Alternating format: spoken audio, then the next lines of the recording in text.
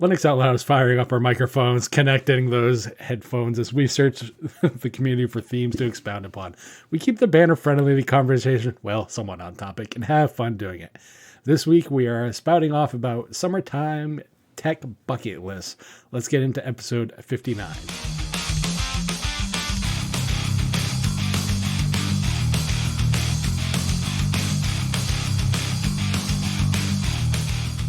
Linux Out Loud is brought to you by Linode and Bitwarden. And with me this week, we have the photographer extraordinaire and person who probably delves more into robotics than anybody working on AI, Wendy, and the person with the totally unhealthy obsession with OpenSUSE, despite how much she says it is totally healthy, Nate. What's going on, guys? It's almost totally. It's only unhealthy. Only. I'm here. That's all I can say. Yay! I made it, and that's about it. That's important.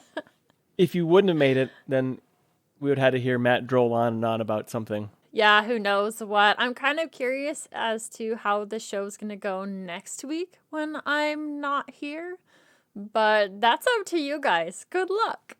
It'll probably be an episode you won't listen to because it'll probably be something about gaming or Steam Deck or something. So let's just do Wendy topics that she doesn't want. Yeah, something along those lines. That's a good one. I know Bill has volunteered to step in and Magneto has volunteered to step in. And there's a poll on the discourse forums for Tux Digital asking who is going to take my place. And I think both of them, having them both on together is winning. But that's kind of up to you, Nate, as you're the one editing, and that might get a little crazy. I would love to have both on at the same time. That would probably be my favorite, most painful editing job ever. Could be fun. Could be a lot of fun. Loads of fun, I think. Well, it'd be my goal just to have Magneto shame me somehow, just belittle me. That's my goal. If I can get him just one well-crafted, woven tapestry of insults would be great. Nate, if the episode... We'll see what we can do. It may not make it to the show, though. I was just going to say, if the episode just blows up, then Magneto's goal has been accomplished. Right. Exactly. Right? Yeah. And it could be one of those things that you have 2 hours of recording, but only 30 minutes is airable. That's... Well, no, I just meant the episode will blow up, as in it's Magneto, so things break. There is that. Yes, exactly. Well, I'm a fixer. So together, you will end up with the show. The breaker and the fixer on one. Yeah, it'll be fine. Well, speaking of fixing and getting things ready, Wendy, you have been preparing for more robotic stuff. Yes, this is the last prep week for World. So we're recording on April 13th. By the time you guys are hearing this, I'm already in competition in Texas. And goodness sakes, is it one heck of a lead up. So we're using, of course, Pybricks on the robots. And we still notice some funky things. On more battery side is where we've had some issues. So thankfully, because I've got 3 of those robots at home, I brought one of my newest batteries today. And that seemed to help work out some of the issues. They had to drop one run altogether just because time-wise they still weren't getting it. And that particular run just wasn't consistent enough to keep. So there has been some additional tweaks. The kids are working on getting presentations done. I just wish we had a couple more weeks in order to get everything out. After we're done recording today, I've got to help my 2 kids finish putting together the books for the judges they will have on the judging table during presentations. Lots and lots of work to do. So I might be just a little bit not here. My brain is other places as I've got this massive list of things to get done before we fly out on Monday. And tomorrow's Friday, that'll be the last time the kids get to run their robot before we get to Texas. That game table is massive. It's really pretty heavy.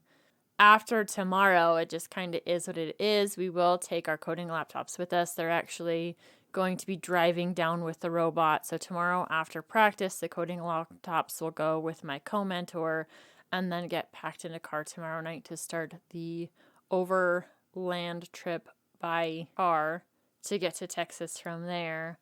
And thankfully, we do have kind of a day where we get some prep time. There are some practice tables there in Texas that we can use. We will have 3 practice runs, I believe, on Thursday. So for us, we'll arrive Wednesday. Tuesday gets to be a little bit of a play day. We go down to Galveston, play in the ocean a little bit. And then we have to be back at a certain time to help test the coils, the older robotics team, get all of their pit stuff set up. We're going to take our pit stuff the same day and put it in their pit. So the next day, we don't have to unload all of that stuff again or unload more stuff. We can just take it from their pit to where ours is going to be, set it all up. And then Thursday, we get 3 practice runs, but that's about all we know. Maybe that'll be the first day that we do presentations. All of the stuff still says information coming, which it's getting down to the wire. It would be really nice to know when our robot runs are going to be, what day we've got presentations, all of that stuff. Normally, because the FTC team has gone to Worlds before, by this time they knew which grouping they were in. They had a lot of information that we just don't currently have right now. So I will feel better when we have our official schedule and we can kind of plan out what those days look like. But it's the last little bit of prep. Tomorrow's our last practice before we fly out. And I've had other people ask me, like, are you so excited? Are you so excited to go? And I'm like, I've got way too much on my to-do list to be excited. I'm too much more in panic mode. Like, holy crap, how are we going to get this all done before we fly out? But at some point, I'll just reach the point where I've done all I can do. What's done is done. And now it's time to just roll with it. Now, I personally am excited for the kids to be able to go see the ocean because I'm sure some of them haven't seen, at least that part of Texas anyway, the Gulf, I should say, rather. So that'll be really cool for them. And I hope throughout some of the craziness and the busyness and the stress, I'm hoping that you as well find some joy in all of it because it's really very exciting. Like, I'm very excited for you. And I know right now you're probably not feeling the excitement, the stress. I know, I get it. Not so much right now. But I am super excited for you and for the team.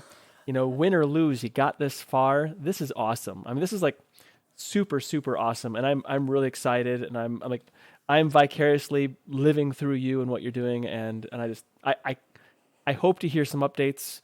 Like maybe if you had the time, no stress. Don't put this on your list. But even if you just sent a recording of an update, like a 30-second something to put in the show next week, that would be cool. Because I'm really excited to hear it, and I don't want to have to wait 2 weeks to hear an update.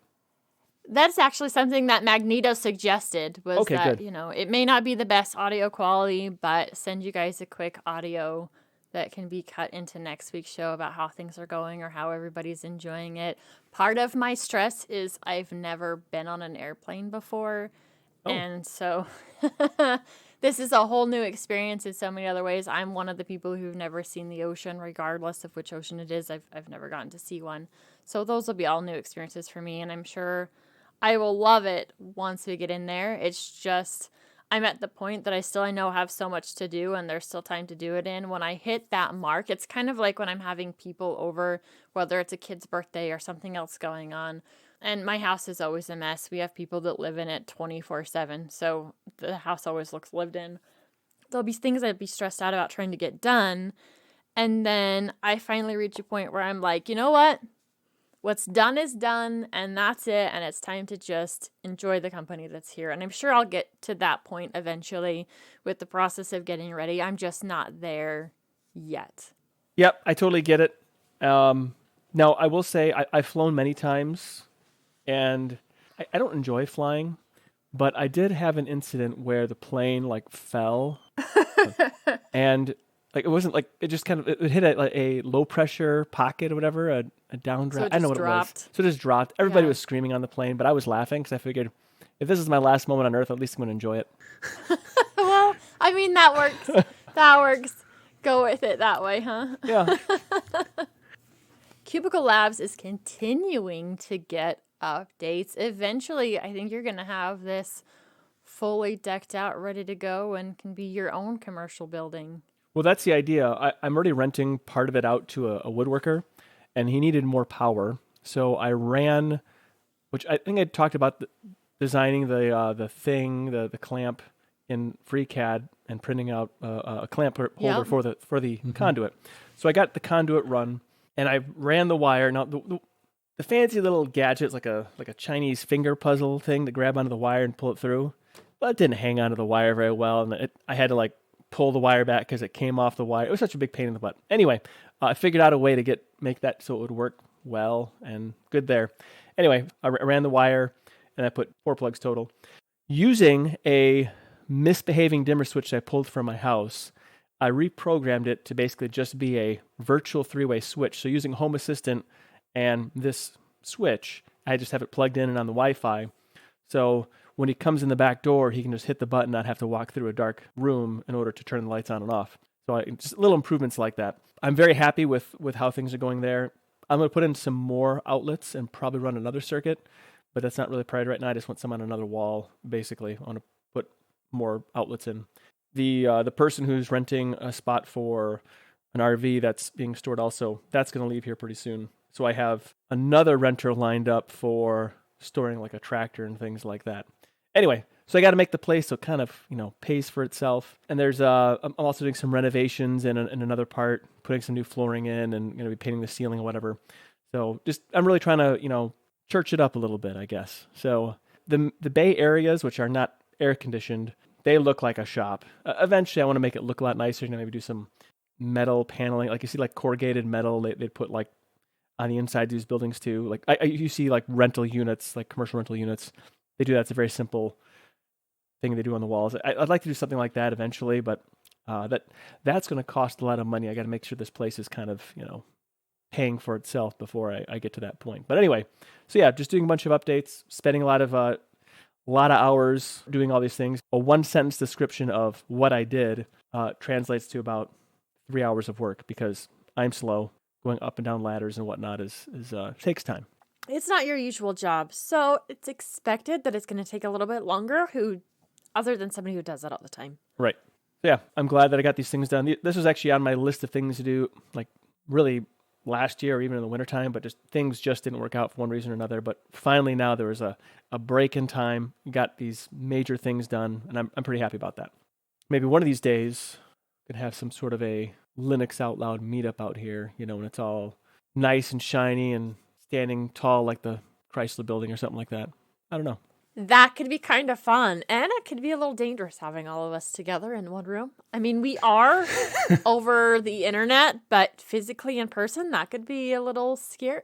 Yes, it could. I'm afraid of what Matt might do. And fun, especially if Magneto comes with me. Oh yeah, that'd be fun. Actually, you could bring your kids and you could let them run free. They'd be fine. We have no giant pricker things here that'll get lodged in their shoes. Nice. Unlike here. We have pricker bushes they're kind of awful. Maybe someday. Well, Matt, it looks like you're having are these problems with your Acer or what's going on here? So the Acer Studio X or Creator X, I don't remember the exact name. Swift X is the laptop I got. I don't know, probably 4 or 5 months ago, give or take.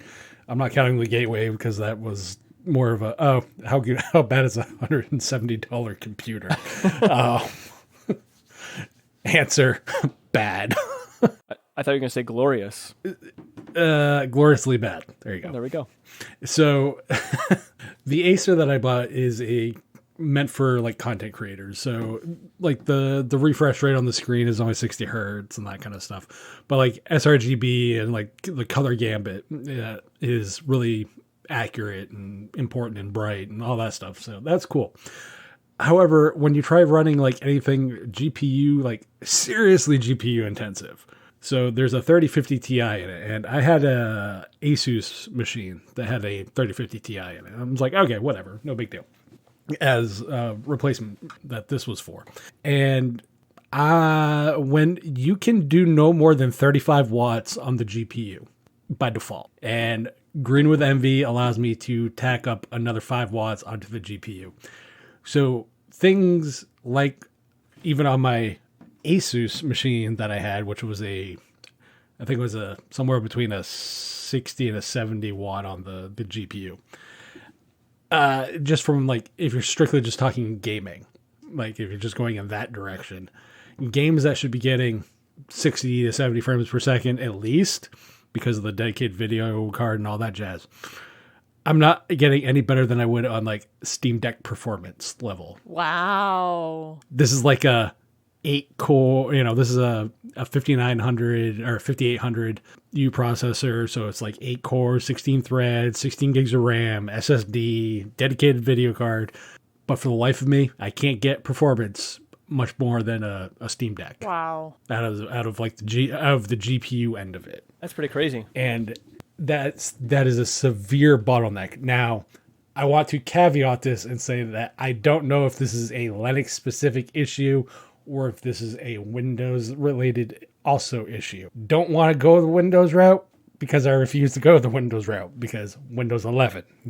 I guess you could always throw Windows 10 on there and test it out and see if it makes a difference to know if it's a Windows issue or a Linux issue. But that's a whole lot of work to do an install of Windows just to test out the graphics card. Yeah, and so the other problem is like because it's a creator's laptop and I've been using it for like a lot of the Game Sphere stuff and whatnot. Yeah.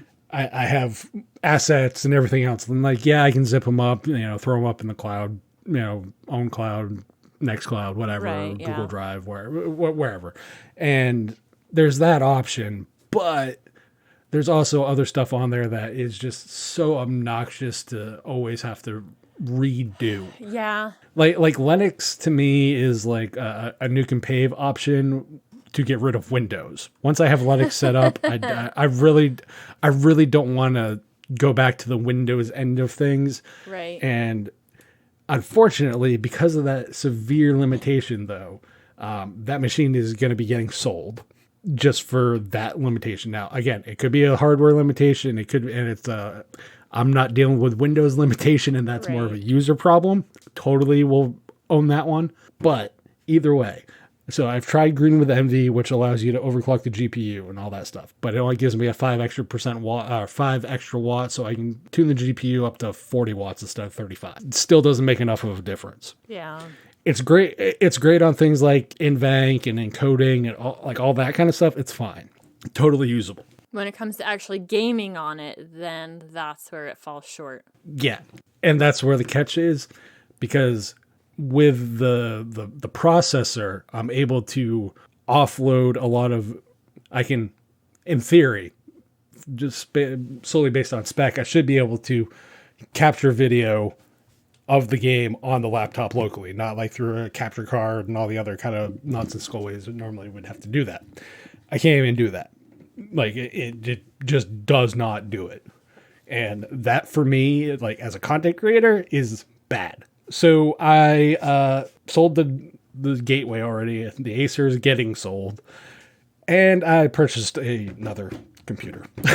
Ooh, so what are you getting? Of course what you are did. You getting? I mean, you have to have something to fill the gaps for the 2 you're selling. So I understand buying the new one, but what is it? The new one, it is the Gigabyte Aero 5 Xe4. So this is a NVIDIA GeForce RTX 3070 Ti. Wow. Not the brand newest. I will say it's not a 480 or whatever. It's last gen. Intel Core i7 12th gen, so I think it's 6, and I don't remember the exact core count and all that stuff. I think it's 14 cores together. It's like 8 efficiency and 6 normal. 15.6 inch screen at 4K. And this will make Nate cringe. It's AMOLED. Yeah, I mean, if you want to carry around a plasma TV, that's fine. 16 gigs of RAM, 1 terabyte SSD. All the refresh rate on the 4K is only 60, but I really don't care. I've never been give me 120 or 144 hertz. I just don't care. Yeah, I'm kind of the same way, especially when people are like, but you just have to have that on a monitor. And I'm like, I don't see it.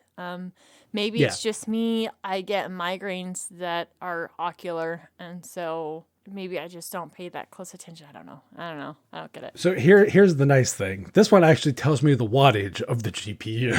Heck yeah. So there's a 130 watt 3070 Ti in this. So I looked up to where to expect performance wise on that particular card, and I'm fine with that.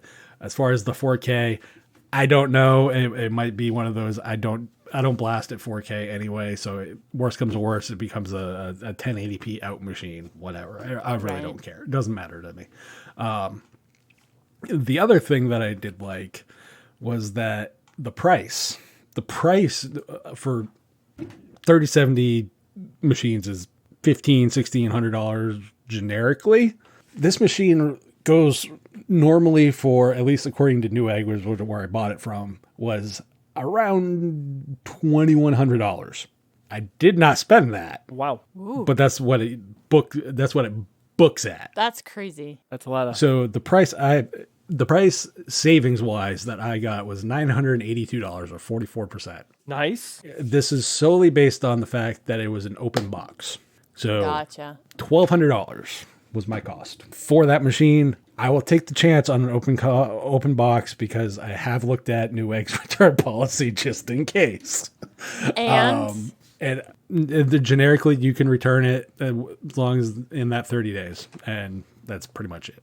Like after the 30 days, you're screwed. Right. Like there's no way around that.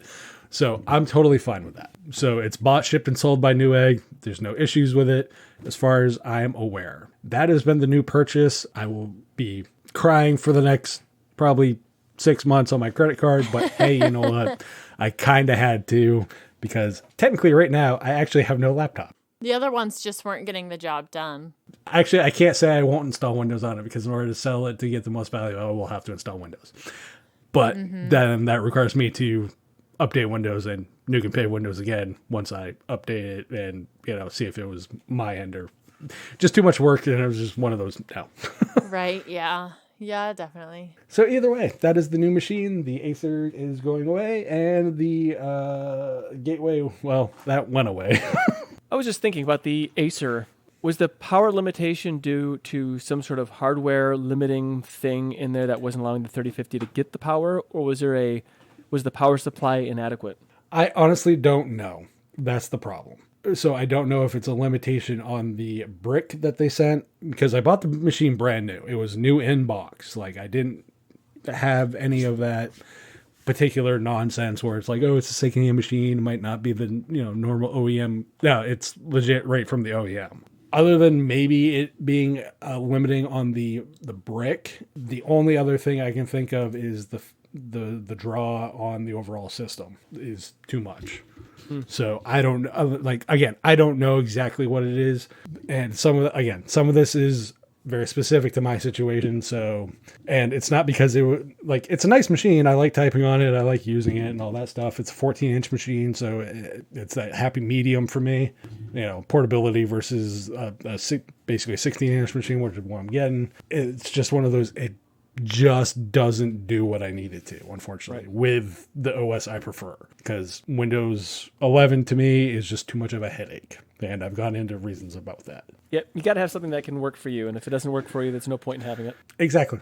So I get it. And from everything I've seen review wise, because I have looked up this very particular model, because the thing I like about Newegg, it gives you the full SKU model number, so you can just if you want to Google DuckDuck search your insert thing here and just use that SKU and type in like Linux or Ubuntu or Arch or whatever, and you get some hits back, it works fantastically. And on a side note, I don't know about the 4K thing. Like, I just don't care. Yeah, I don't care about the 4K either. I don't. It really depends. On a screen that size, I don't know how much of a difference it makes. I do have a 4K screen. My main screen is 4K, but I don't actually display things on it at 4K just because it makes things so much smaller. And what do you do, 2K, I'm assuming? no, actually, I've got it displaying quote-unquote at 1080p. I still have all of the pixels, but the other monitor that I use is only 1080, and I don't like the difference between the two size-wise. I don't like things to change sizes. They're going back and forth. So right now, I am displaying things at the lesser quality one. But like I said, I still have all those pictures. It still has all of that detail. I do like the way it makes text really crisp, really, really readable on my main monitor right now. And I wouldn't be opposed to getting another 4K monitor. What I don't like is 4K TVs. I haven't had very good experience with them, so I'd have no desire to go that route. It just kind of depends on the use case. But when you're looking at a laptop monitor, I think it kind of becomes a waste. Like 2K is the best I'd want to go there. And that way you'd still have some of that finer details, especially in the fineness of the text, being able to read things really clearly. Mm-hmm. Well, the thing that I'm concerned about is, and what I've read from this particular machine, calling it a battery drain is an understatement. Gotcha. Because of Oh, that'll be fun. Because it's run. I mean, in fairness, like when it comes to like example the Steam Deck, if I'm running everything at full tilt, I don't expect more than an hour and a half at best. So whatever. Like I have really low expectations when it comes to that. Wow. This episode of Linux Out Loud is brought to you by Linode. Visit linode.com/tux and see why over 1 million developers trust Linode for their infrastructure.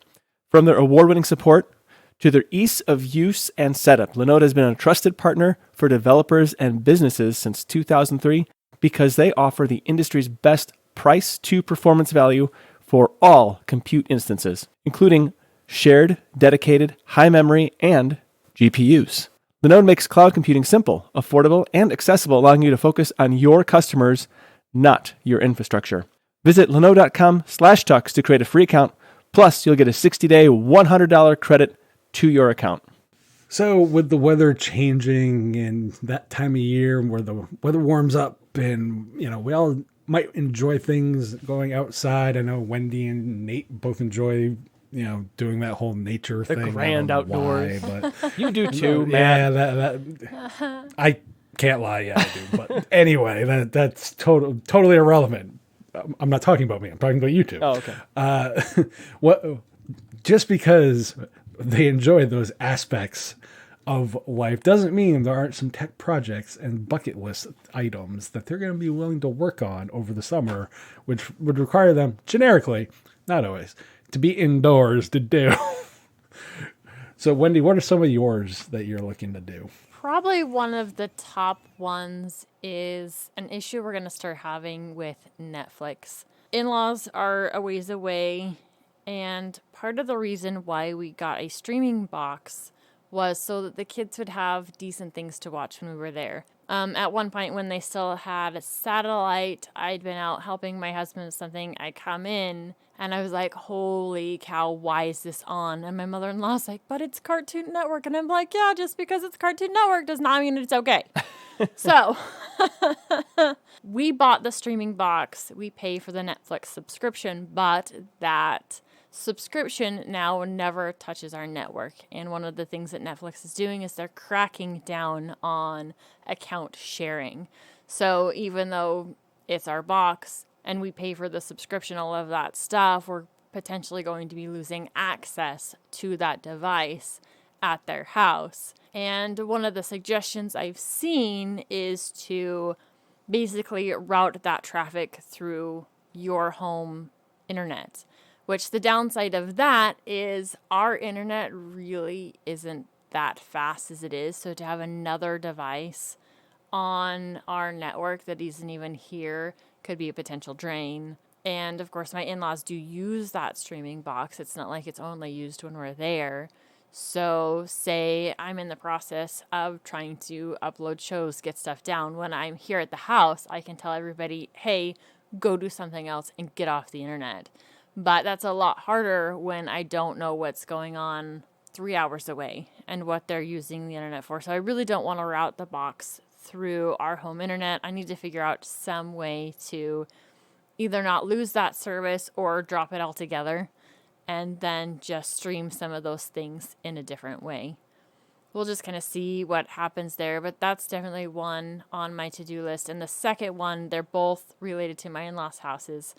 And the next big thing is to actually install a Pi hole at their house. I've been talking about this for a while, probably ever since I installed mine. Absolutely love it. I love the way that it helps protect the network. I love the way that it helps protect my kids. There's a whole lot of phoning home that doesn't get to happen on certain devices. We get some ads blocked. One of the biggest things that gets blocked is tracking and some of those nefarious style links. I get really, really frustrated when I get certain things through our umbrella school and they'll have tracking links on them. And I'm like, hey, I don't allow those on my network. So if you would like to send me something that needs to be clicked on, can I get the direct link without the tracking? Because otherwise it's not going to happen. I refuse to turn it off for you because I have it on there for a reason, to protect my family and my kids. So I don't turn it on for anybody. And I would love to have that there, especially where we've talked about how the fact that my in-laws are very not tech savvy, and for their safety, especially because they do go on places like Facebook. And if it's a link, doesn't matter whether it's an email or on Facebook or something like that, my father-in-law clicks it. And they're how people get information and all kinds of stuff, not realizing how dangerous that is. So I would actually say the pie hole is a bigger thing that needs to be done over Netflix. I just need to make sure I've got the hardware and then be able to go set that up for them. That's something that's been having to wait for this summer. We haven't been over there. Well, we were recently over there, but before that, it was like the end of September. We really didn't get to travel a lot this winter with everything that the kids and I had going on with robotics. So while that slows down, I'm not saying we're going to be done completely with robotics over the summer. I'd be lying if I didn't say it was a possibility that we still do some kind of robotics throughout the summer, but it won't be as intense. And when it's not as intense, we have some weekends that we can get away and I can go take care of some network stuff for them. So I can't think of really anything on my bucket list for the house right now. A lot of that's already getting taken care of with parts that I have right now. Heck, but it may not be summer until I can finally get them in. But everything else is on the in-laws side of things. And Nate, you have some stuff for your place. And the first thing, I'm guessing, has to do something with the C64. It does. My C64 Imposter, my AMD-powered desktop computer that looks like a Commodore 64 but isn't. It runs OpenSUSE, of course. I have a CPU I need to put in there, and I want to do a memory upgrade in it as well. I just haven't had the time to do it. I got a bunch of other things that really is a higher priority. I mean, I could probably just do it, but then I got to push all those other things down, and I don't want to do that right now. So that's one of the first things when I get a little bit of time, which will be soon, to do some upgrades on that. It'll be quite a bit more processing power for the CPU. It's the Ryzen 7 5700G as opposed to 3400G that I have, a Ryzen 5 3400G. So I think single core performance is higher, as well as, altogether it's of course much better. So hopefully I'll have an even better desktop experience. And then it only has 32 gigabytes of RAM, and I think that's kind of missing something there. If I had 64 gigabytes in my Commodore 64 Imposter, I think that'd be better. So that I have to do that as well. Those are the two main things I have to do. And I haven't sourced the RAM yet. And, I would get Rainbow Vomit RAM, but I have such low clearance on the inside of it. I don't want to risk, impacting anything. So with all the crap you gave me last week about Rainbow Vomit RAM, no. You should be buying some. But if it doesn't fit in there, it's not going to work. So I don't care if it fits or not. But you wouldn't see it anyway. It's a beige box it sits inside of. That's true. It's definitely hidden from yours, at least with either my main desktop or the kids system that's being built. It does have a glass panel that you would be able to see the Rainbow Vomit coming out of it. Yeah. But I'm just saying, with all the crap you gave me, you need it more than I do. Probably. Maybe. So, yeah. Wendy? Yeah. When you buying the Rainbow Vomit? I am not. Somehow we have to hijack wherever she buys it from and send the wrong, contact Newegg or wherever and say, send her this. I'll pay the difference. Send her this instead. Thankfully, their RAM is already here, so that's not a possibility. The thing for their system that isn't here is the CPU cooler, and that's not supposed to arrive until May sometime for some reason. So I might have to order them a new CPU cooler, an RGB so one? we can get it put together faster. But yeah, I'm not telling you guys where I'm ordering it. So Nate, what we got to do is we got to have Magneto take the current RAM and hide it, and then we'll order her the desktop RBG Rainbow Vomit RAM Perfect. for her. if that is the only RAM she can find. It's a good idea. Although Wow. I don't think, Wow. I think Magneto's probably on Team Wendy over Team Matt and Nate. I'm just going to throw that out there. Here's the thing. No, I'm pretty sure Magneto would agree to something like that. And I'm having second thoughts about showing him how to join the show next week. Well, give him my number and he can call me and I will walk him through it. Or not. Anyway, The next thing on my list that I really want to knock out is I got the Atari VCS, same one you got. Well, no, I got the wood grain one because I had to have the wood grain. I couldn't. The black onyx was just too modern-ish. I had to have some wood on there. I needed it. I want to do the upgrades on that and then OpenSUSEify that. That's a big thing for me that I really want to get done probably within the next month or so. So is it still going to be a gaming system when you're done with it, or are you going to use it for other things where you're putting OpenSUSE on it? It'll be basically a Steam machine essentially. I'm gonna put it in big picture mode and then just have I'll have OpenSUSE on the underpinnings of it, primarily for gaming in the living room. My hope is that I can relieve some of the pressure off of my Steam Deck. It may be a shot in the dark because it's not as powerful as a Steam Deck, but hopefully I can get enough performance out of it that it'll pacify the kids and I can maybe recover my Steam Deck for... You can get your Steam Deck back for the summer, is what you're hoping. That's kind of hoping, yeah. I won't get it back fully. so the Steam Deck that is supposed to be yours technically ended up being the kids. I don't know what happened. I even said they're not going to be able to play on it. I remember I told you that. I said they're not going to be able to play on it. And then somehow that didn't work out. I don't know what I did wrong. Bad parenting. You let the kids use it once, and then once becomes many. Yeah. It gets more playtime than the PlayStation or the Nintendo Switch, for sure. Without question. That's pretty impressive, I think. Because Nintendo has a lot of fun games. PlayStation has some meh games, but the kids like it. Like the Battlefront something, Star Wars Battle. I don't know what it's called. The Lego game. No. It's more like well rendered looking. It's more realistic. I don't know. It's not Gotcha. cartoony. Battlefront, battle something. I don't know. Battlefront 2. Yeah. The kids really like it. They, for whatever reason, I'm a little bit ashamed that they constantly choose being like stormtroopers and Darth Vader over the good guys. I don't know what I did wrong. Again, bad parenting. Well, I mean, if they're playing the stormtroopers, they're not going to hit anything anyway, That's so true. it's fine. I guess you could say it's a stormtrooper, so they're always going to miss their mark. Anyway, I think the graphics are really awesome. I think they can play two at once, and the PlayStation 4 can keep up with that, and it looks really good. The kids have fun. On rainy days when you can't play outside, that's what the PlayStation's for. Right. Definitely. Exactly. Or the Steam Deck or Switch or whatever. Now, this will be a little bit more work. Another thing that's really important for me to get done, I started this project, but things keep pushing it back, but I want to build my OpenSUSE. I have shown it on one of my videos, the start of it, but it is a Macintosh classic from the 90s, I think, that's dead.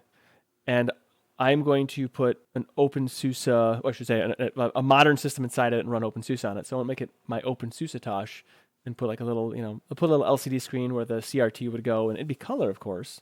Of course. And I had been struggling a little bit with the guts of it, but I have that worked out.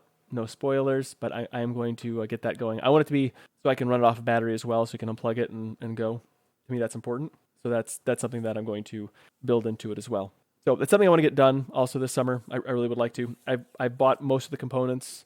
I don't have the motherboard yet, but I now have chosen what I'm going to use, and I'll have to design some of the internal components, probably using JSketcher that we talked about last week, to hold all the stuff on the inside and make it a nice final product. I'm really looking forward to this. The last and probably the biggest thing that I want to get done, which is also already started, it is in progress, but it's going to take some engineering yet to get all situated. But I'm going to get CubicleLabs on partial solar power. It's just going to offset some of my costs. It's not going to. I'm not going to have battery backup initially. I just want to have a grid tie so that I can pull in power, from this largely flat-ish roof that I have that's not doing anything but absorbing the sun's energy. Heat, sun. Yeah, and I have some solar panels and absorb it instead, and then put it onto the grid.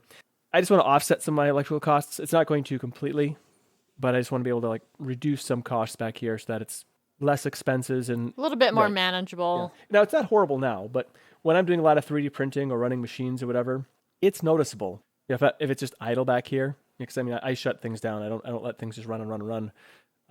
It's not too bad. Like Right. last month wasn't too bad, but this next month is gonna be pretty bad. So I just want to offset some of that cost.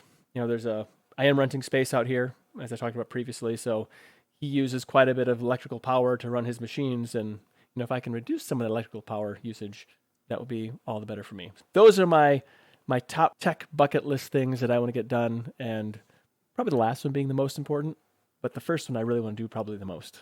That makes sense. The last one is more stuff that is part of being an adult and making life easier as an adult. And the first thing is more the fun stuff, the play stuff, the things that we enjoy. Yeah. So we're going to do the play stuff first and then the adult stuff last. Well, I did it from simplest to most complex as far as like what time-wise, what it's going to take me.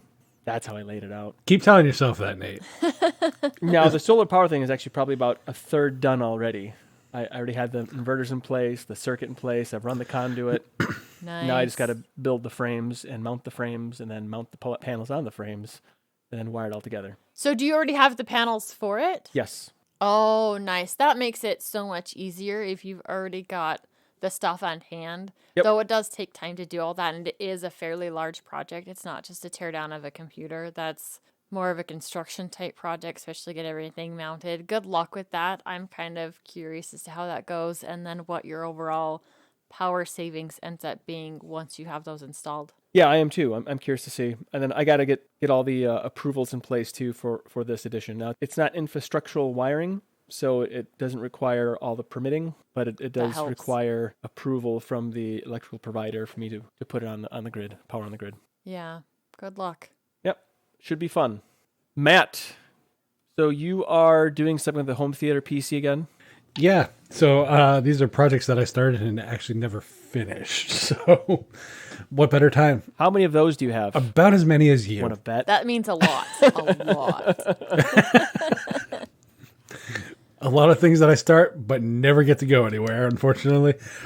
So yeah, this particular one is the home theater changeover. So finishing like converting all my Blu-ray discs to actual storage. And that kind of stuff. So getting all those onto storage devices and getting the Atari VCS to actually do what it's going to be used for. And that's, home theater, PC for local network and stuff. That's going to be what that's used for. And the other thing is finishing downloading all my GOG games. I don't know, probably sometime last year, I believe. I talked about a program that I was using to download all my GOG games because the default way of doing it is kind of obnoxious and not a fan of it. I have found that I can actually use that program in Linux via Wine, which is fantastic. Now, there are programs in Linux that, yes, you can do this all from the command line and all the other stuff. I don't want to deal with the headache. We've been over. Nate complains about the weird esoteric syntax of things in Arch. Yep. I just complain about the fact that I have to use a CLI program in order to do something that literally every other application that I can find based on a store allows me to do. So for me, the best option is this particular program. Is GOG. I think. Is it GOG-GUI.exe or something? I don't remember the exact thing that it's built on. The exact application, it's a CLI Windows application that is GOG-CLI.exe is the actual application. But this works on Linux. It doesn't play nice with external drives, though. That's the one thing I have found an issue with. Oh. Well, no, it's a Wine issue. Okay. So it's just when you tell it to drop a game onto like defaultly, like where you want it to download to, and you tell it to SDB or SDA 2, or however you want to label your drives. Yeah, it definitely doesn't play nicely with that when it's translating it to like a Windows style drive. So it gets a little weird. So I just have to download it to the local machine. I can store up to like 500 gigs on the local machine, so I'm not too worried about it. I can just drag all that off anyway. Nice. So those are my two projects, because I think because I've bought more GOG games lately than anything else, mostly just because when the Wii U store closed recently, the digital store, that made me want to actually own the things. So if I have all these EXEs and stuff offloaded, then it's less of a concern. So that's kind of where I'm at. And I think I got done. I was around game 200 something on the GOG list, and I'm at like What? You said recent games, downloading recent games. That's like No. So that was where I stopped. So that's where I had stopped, as in I had no more games from GOG to add. Oh, okay. Okay, gotcha. Now I have about another 60 or so games to add to that. Holy cow. So did you buy most of these games off like this recent spring sale, or are these recent games within like the last several months, last 6 months? Probably since the last time I've talked about this it's been probably the last 6-7 months mostly. Okay. A lot of them have been sales and stuff. Like my GOG wish list is a little different than my Steam wish list. So Right. Yeah. Steam is more current games that I want to know that are going to be on sale, like more like recent release games. GOG is just stuff that like they do release recent stuff, but I'm more willing to pay a little more on GOG sometimes, because I don't have to worry about once I download it. Gotcha. So once it's downloaded, like once all the parts are downloaded, it just don't matter. It's just done. So there are certain games that I've paid more for on GOG, but you know, when some of the games are like $3 or $5, and it's like, okay, whatever, you know, so I'll pick one up here and there. And sometimes it's like, oh, I had an extra $5 this week, so I, go and buy a GOG game or whatever. It's just kind of, I don't want to say indiscriminate spending, but like more disposable income spending when it comes to just like, oh, I actually have some extra leftover cash this week, so I can go and splurge a little bit on GOG. And that's kind of what I've been doing. Buy this game or pick up this thing that I wanted that's on sale, kind of deal. Yeah. That's why a lot of my recommendations, I've been tagging GOG a lot more instead of Steam. Now I have my issues with GOG and their Linux. I use the term support very loosely, but as far as just like owning the product, that's what I care about, and that's what they provide. So that's kind of why I'm going this route. So I got to finish doing that. You pushed me toward using Mini Galaxy for managing my GOG games, which I have been using, but now you're talking about something that uses a different thing. Is it for archiving that you're doing that, or what's your reason? Yeah. It's for local archiving, okay. So that way I have the games. So I don't need to rely on, like, if GOG goes away as of now, there go about 100 games. I'm just rounding it off. About 100 games I currently don't have. And that I don't like, especially after seeing what happened with like the Wii U store and when Sony was like, oh, hey, we're going to close the digital stores and all this other stuff. And people were like, hey, how about not? And it becomes a problem, especially if you've bought stuff off of them. Right. So I'm very big on the archiving of that kind of stuff, especially stuff that I own. Now, Valve, I give a little more leeway because there are games that aren't on sale anymore on the platform that I can still download and play.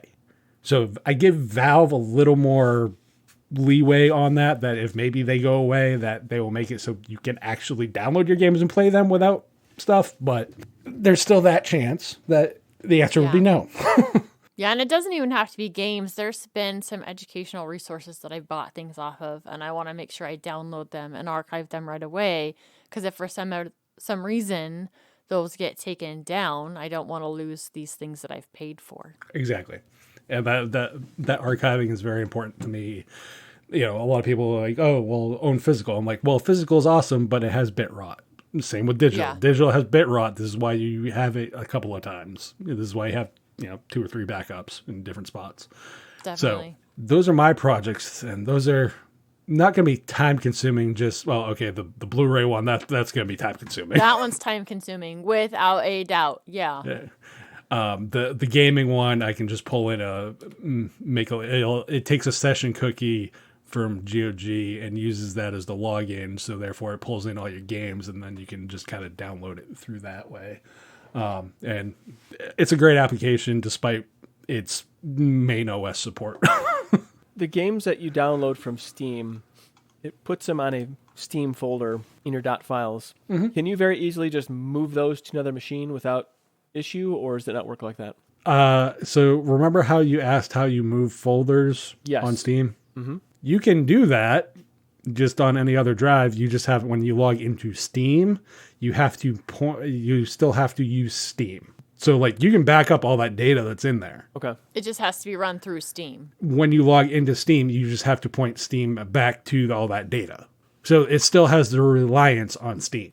Right, and that's fine as long as Steam's around. But what I'm saying, though, is like, if, let's say I download a bunch of games on my Commodore 64 Imposter, then I built something else and I want to play games on that. Rather than re-download all the games, can I move that data to the other machine and then have Steam sift through it? Oh, so here's the nice little thing. This is something, actually, the Steam Deck, it was pushed out for specifically the Steam Deck. But Steam now allows over-network transfers of pre-existing installs of games and stuff. Nice. That is nice. So, as an example, I think it was Tales of Berseria. There was a game that I had, I think it was Tales of Berseria, that I was playing on Steam Deck, but I didn't have it on my PC. Well, guess what? I ended up having it on my PC. And once I went to it, I was like, oh, install.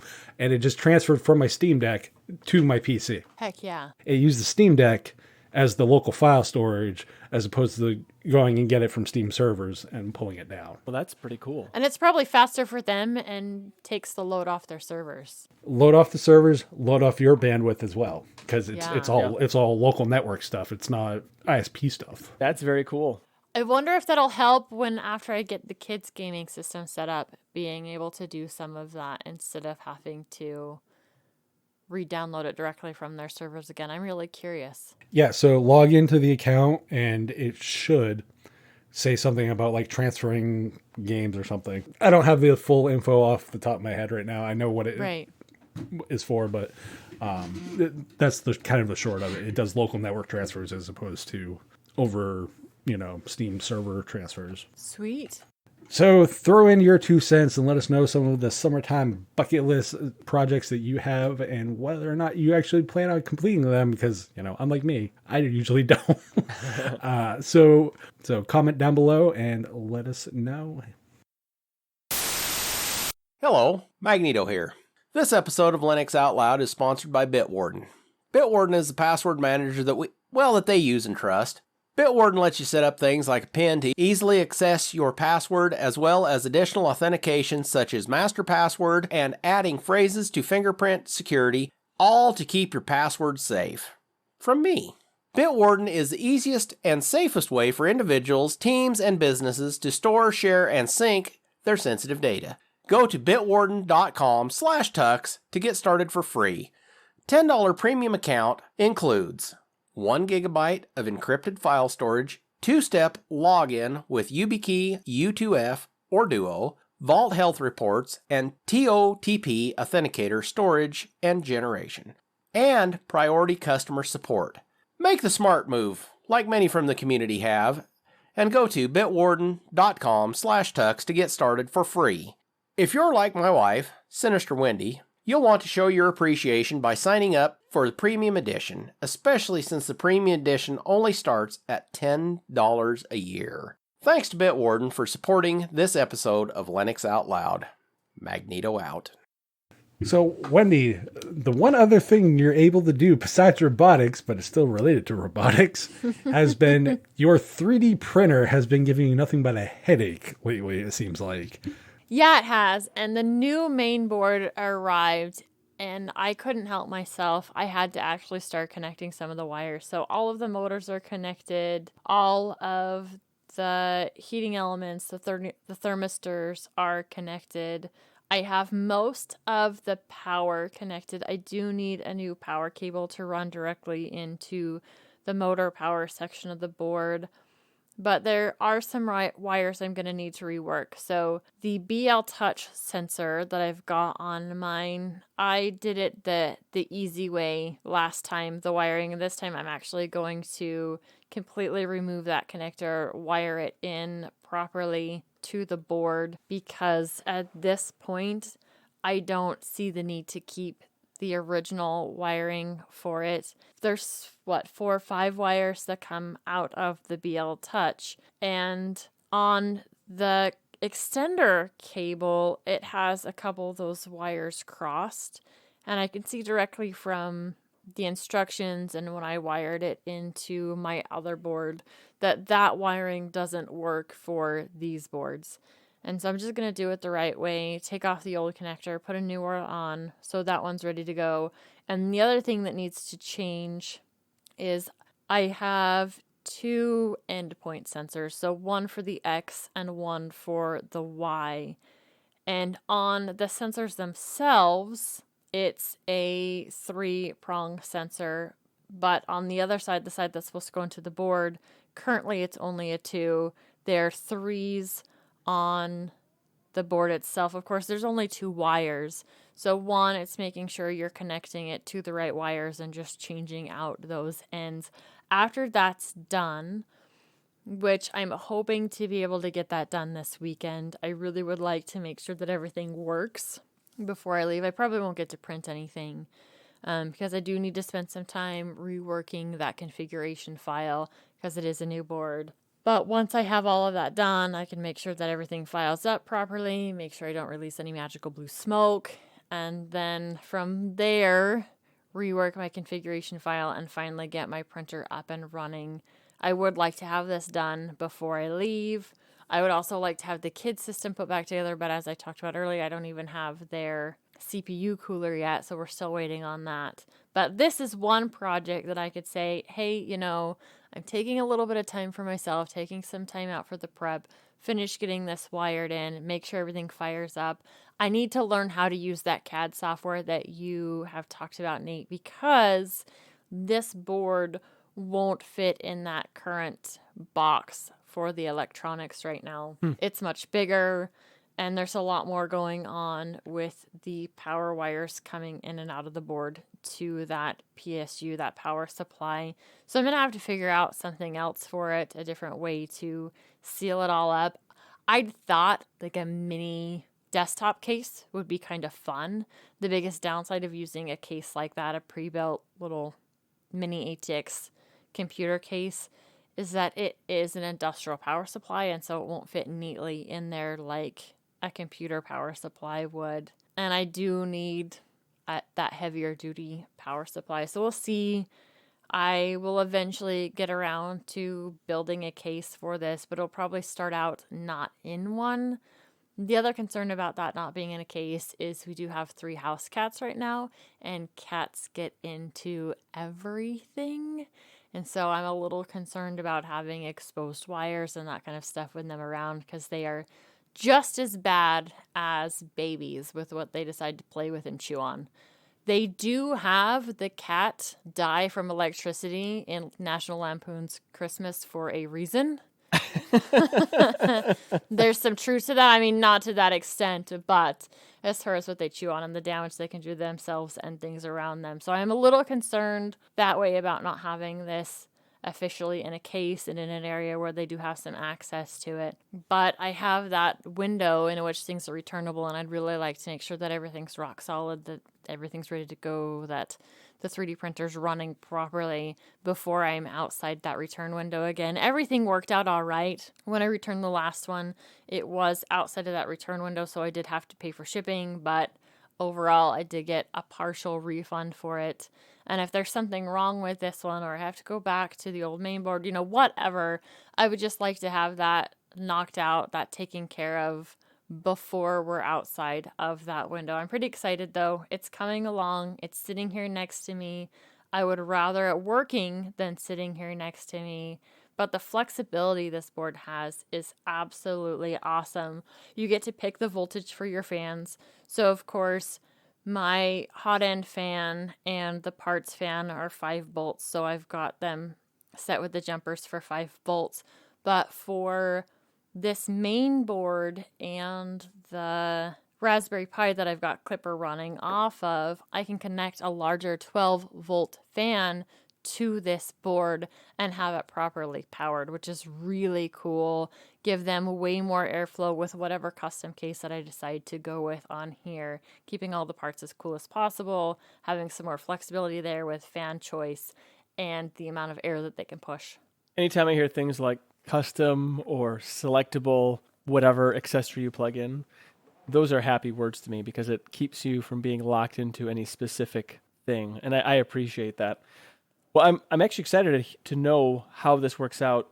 I do have a frame for another 3D printer that is not being utilized because it's kind of a piece. It was a piece of garbage. I bought it really cheap, and there are reasons why. Yeah. It'd be nice to take that frame and rebuild it out into something because it has a nice enclosure for the brains and whatnot of the thing that you can put inside of it. But I'd like to build a better 3D printer off of what I have now. I mean, it's the same kind of Ender 3 style, just doesn't have a heated bed, which is basically garbage, but it does have a glass surface, which I guess is nice. But without a heated bed, it's no good. So then, just buy parts and find components and pieces to make this thing work best for me. It'd be nice to have a second 3D printer because one is not enough, I find. Because if you have to do a lot of a specific kind of part and you have one 3D printer, it just takes so long. But if you have multiple, then obviously you have, twice the throughput. Right, you've got way more going on. And that's kind of the reason why I went with this board when the original replacement board I had finished dying, is I have up to 10 motors on this, which right now I'm only utilizing 5, my X, my Y, 2 Z motors, and an extruder. But this gives me the flexibility of adding a second extruder, being able to play with a lot of different things, fans, rainbow vomit, all kinds of stuff, different sensors that I can put on it. And I love the fact that this board is built to handle all of that power coming directly into it. I know last week I talked about how there was that little breakout board, which you needed to run the hotbed power through. And originally I was thinking, wouldn't the hot end need more power because it's heating up to such higher temperatures? And then I was thinking about it does make sense that overall it's that bed that needs more because it's open to the air, especially on mine right now. I don't have it enclosed. So just the sheer amount of power that it needs to keep those temperatures up, keep it consistent for however long it's printing, is going to be more dramatic with that. So it has power motor, the main power board going in, hotbed power coming in, and hotbed power going out on it. Pretty easy to wire up. I mean, the instructions that Big Tree Tech gives for setting these up is actually really pretty nice, showing you the different wire diagrams, the pins. The only thing I've really had to go find some information for was how to rewire those endpoint sensors, which shouldn't be that big of a deal. I just need time to sit down, remove the old connectors, put new ones on, and then it'll be time to flash the board with firmware. Really pretty straightforward. I was happy with my last one. I hope to be happy with this one. I hope to not have it dud this time, that everything runs fluidly. So we'll see how it goes. I will let you guys know if I do get it up and running. It's probably just big talk saying I'm going to get it done before I fly out. I probably won't, but I would like to. I'd like to say that I'm going to, even though, it may not happen. But Nate, you are finally done with fencing. You've got not only stuff going on in upgrading CubicleLabs, but you've been busy upgrading, making things look nicer on the outside as well. There's a lot of vegetation here. Like where I live in Michigan, basically, nature will take over very quickly. It will consume anything on the property. There are trails that were cut back here, like before I moved in, that they're kind of narrow, and there were some other things and such in the way. So I removed some more trees and like cut some branches back and widened the trails so it'd be a little bit safer for kids to drive down and whatnot, and less winding. Get rid of some of the zigs and zags, because if you zag instead of zig, then something bad happens. But anyway, so I've widened the trails, cleared out some of the brush and such around the edge of the property as well. So there's a lot of pricker bushes here, and I want to wipe those things out, especially like where I mow the lawn. I'd like to have it cleared out, and I'm also cutting some new trails. So there's a clearing that's kind of right behind CubicleLabs. There's like some trees and brush and whatever and bushes. And just beyond that, there's a big clearing, and I made that clearing a little bit bigger with the idea that we can do set up our tents and camp back there one night or whatever. And although we didn't do it last year, but the intent was there. It got kind of muddy.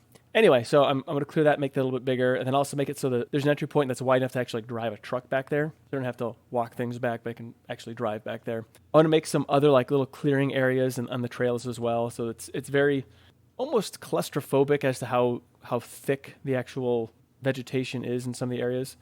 So right now, while spring hasn't quite fully sprung yet, is the time to wipe a lot of the stuff out before it really grows. Haven't selected a spot yet, but I'm going to create some other little clearing areas. If, let's say, the kids want to pull off, off the trail or whatever, there's just some spots where you can do that. And just to make some other little areas, little nooks, little places. Also when the kids want to chase each other through the woods or whatever, it's more fun if you have more paths, I think. Oh, definitely. So I'd like to, so I just want to cut some more paths. And also sometimes I like to run my property. It's about, it's almost a kilometer loop the way I run it.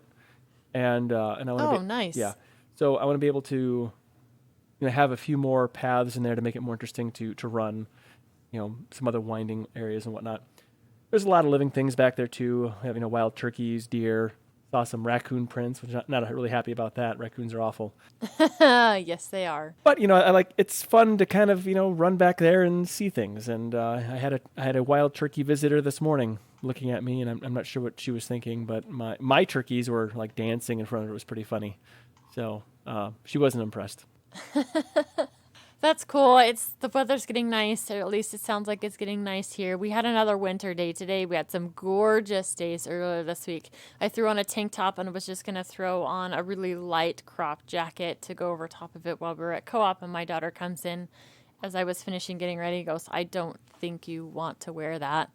Look outside, and I'm like, crap, fine. I'll go put on a sweater. Don't want to go put on a sweater. So hopefully, I'm sure it's a bit fickle there as well, but hopefully the weather stays nice and lets you get some of that finished before the weather actually gets hot. Yeah, that cold that you're talking about, that's on its way here next. So Monday, we're gonna have a 30-degree drop in temperature. Yeah. Matt, it's nice to see you haven't disappointed yet again. I mean, you're a disappointment, but you haven't disappointed.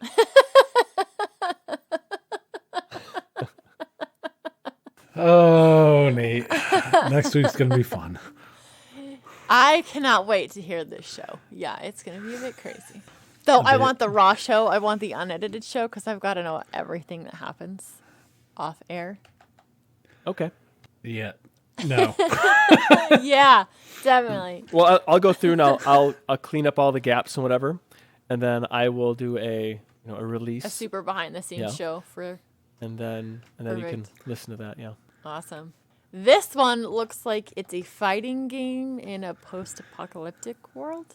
Yeah, so this is a futuristic version of Odyssey to the West.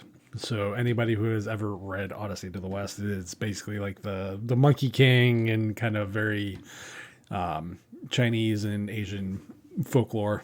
But this is set more in post-apocalyptic kind of future. World War III happened, not many humans left, robots fight, all that fun stuff. It's more of an action adventure style game. Okay. The secondary character that you have, obviously the trailer shows mainly the fighting and whatnot, but the secondary character kind of helps you out throughout the game. It's kind of like BioShock Infinite, where you have Elizabeth in BioShock Infinite helping you. That's kind of this character's role. So which one is the main character? Because I'm looking at the pictures. Is it the guy with the crown or the redhead? Yeah, the guy with the crown is the main character. The girl, her name escapes me off the top of my head at the moment, but she is like a secondary controllable character in certain parts of the Okay. game for puzzle solving and that kind of stuff. You can bounce So back and it's forth like, between the two, but usually you are the yeah, with usually the you're crown. the guy with the crown, because the crown is actually hence the enslaved part of the name is a control device for the guy to the girl put on the guy in order for him to help her with what she's trying to do. Gotcha. Again, it's very much Odyssey to the West if you've ever read any of those style of books. So I enjoy the game. It's deck verified, so I get it at 720p 60 as far as what I've played it at. I have it on the Atari VCS right now. I've played it on there. It was originally a PS3, Xbox 360 game. So it was done by Ninja Theory, who are the guys who did Heavenly Sword. They also did like Senua's Sacrifice and Hellblade, the other game that most people will know them for. So definitely a fun game, different game. If you are a fan of kind of the old Tomb Raider style games before the 2013 reboot, this is probably definitely going to be up your kind of alley. 2013, so it's not incredibly new. And looking at the system requirements, really, that's not bad. It's pretty dang basic. So most people should be able to run this game without a problem. 2 gigs of RAM, Intel Core Duo with an Yeah. NVIDIA GeForce 960. I mean, really, not bad. Yeah, the hardware requirements are very, very low. Let's just put it that way. Right. So definitely, I would say it's more of a game to pick up on sale. I think the price is what, $20 normally? Yeah, I'm seeing $20 on Steam right now. But this is when you can easily add to any wish list and then just grab it when it goes on sale. Yeah, definitely. And when it goes on sale for like $5. Oh, wow. It goes for really, really cheap. So if any of those kind of games interest you, even you could almost even say it's kind of like some of the Uncharted games for those that want like a PlayStation equivalent. So now the fun game. Uncharted games are ones that I'm interested in, and I almost wish I would have grabbed the one bundle that was on Steam, or the one series of games that was on Steam when it was on sale, and I didn't. So I am a little intrigued. I do like the puzzle aspect of those, but when it comes to battle, I know I'm not going to do well. The last puzzle game that I was playing, I can't remember what it was even called right now, Tandem, Tale of Shadows. I've gotten to the point where there's like some parkour type stuff in it, and I've pretty much given up at this point. One, I haven't had time to play, but parkour related things are so flipping frustrating because I'm not good at that stuff. I know I'm not good at that stuff, and I know battle-wise, I just die, and then I rage quit. Yeah. So yeah, no, the one you're talking about, I believe, is it the Thieves Legacy? I think is the Uncharted one you're thinking I of. think Well, so. I don't know. Legacy I'd of have to check Thieves. the wish list. I know there was more than one of the Uncharted games in it, and I only added it to my wish list after watching the movie because I really enjoyed the movie. It sounded like there was a lot of fans of the games that approved of the movie and how they followed the lore, or like still keeping with some of the lore as a prequel to those games. I don't see it on my wish list, but I have so many things on here. So I'd have to look it up. So I'm looking at it right now. So Uncharted, Legacy of Thieves collection has Uncharted 4, Thieves End, and Uncharted: The Lost Legacy. So Uncharted 4 is kind of the conclusion of the Nathan Drake story, and Lost Legacy is a side story. Depends on how you really want to look at it from a timeline perspective. Gotcha. That deals with the side characters of Chloe and another one that is within the series. So that goes for $50 normally. So I mean, 2 games, it's like $25 a whack. I already own Not both horrible of them on that PS4 way, but anyway, I'd still so. rather pick it up on sale. Especially where I'm not sure if I'm going to truly enjoy the gameplay or not. Yeah, the best way to describe them is they're movies with action set pieces that you play. That's the best way to, and a lot of puzzle elements to it. Not Love a lot, the but like puzzles. puzzle element. Enslaved is very much kind of in this kind of vein. So a mix of combat, a mix of, environmental exploration and puzzles and that kind of stuff. Very cool. Yeah, it's one of those games that it's surprisingly tame from you. Matt's been doing pretty good lately on the tameness of the games. I wonder if some of that's because we've given him such a hard time that he's had to prove to us. He's like, see, guys, I can not only do family-friendly games, but I can do games that aren't JRPGs. Yeah. Yeah. Yeah, just don't look at my Steam Deck because literally every single game is some type of JRPG. Not gonna lie. Well, that's Totally not a surprise, to be fair. I will totally own that all the way. Now it's your turn to toss in your 2 cents on today's topics. Hit the discourse forum, drop us a line under this video, or on the contact form by visiting tuxdigital.com/contact. If you'd like to hang out with us on our preferred social media, see the links at the bottom of the show description. Find other great shows like Hardware Addicts, GameSphere, Linux Saloon, and more at tuxdigital.com. You can also show off your love for your favorite podcasts and shows by visiting the Tux Digital merch store. Grab yourself some awesome swag like the gamer-centric I pause my game to be here. I do it every week. Or you can join hashtag Team Wendy with some sinister Wendy merch. She is evil despite what she will say. I am one of the nicest people you'll ever meet, aside from Jill. I don't think she's evil. I'm not evil. No, I would never say that. I might be married to Magneto, but I'm not evil. The sinister part would say otherwise. As always, we thank you for joining us, and we'll be back next week for another awesome episode of Linux Out Loud. Until then, keep the banner friendly, the conversation somewhat on topic, and have fun doing it.